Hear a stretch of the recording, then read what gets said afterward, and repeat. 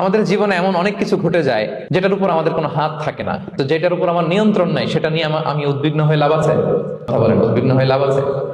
জীবন আপনাকে অনেক কিছু দিবে, আবার কেড়ে নিবে। আল্লাহ এভাবেই পৃথিবীটাকে সাজিয়েছে, ইয়াউমুন লাকা ওয়া ইয়াউমুন আলাইকা। একদিন আপনার ভালো যাবে, আরেকদিন খারাপ যাবে। তিলকাল আইয়ামু নুদাবিলুহা বাইনান নাস। আল্লাহ বলেন, যুগটাকে আমি ঘুরিয়ে ফিরিয়ে মানুষের সামনে এভাবেই আনি। This is the routine work of this দুনিয়া। দুনিয়ার রুটিন ওয়ার্ক এইটা। আজকে ভালো, কালকেও যে ভালো যাবে এমন তো নয়। কালকে খারাপ যাবে, আজকে তার খারাপ যাচ্ছে, পরশুদিন আবার তার ভালো দিন যাবে। ঠিক কিনা বলেন? নেক্সট সূরা আল্লাহ তাআলা বলেছেন, ইন্না মাআল উসরি ইউসরা। নিশ্চয়ই কষ্টের সাথে আছে স্বস্তি।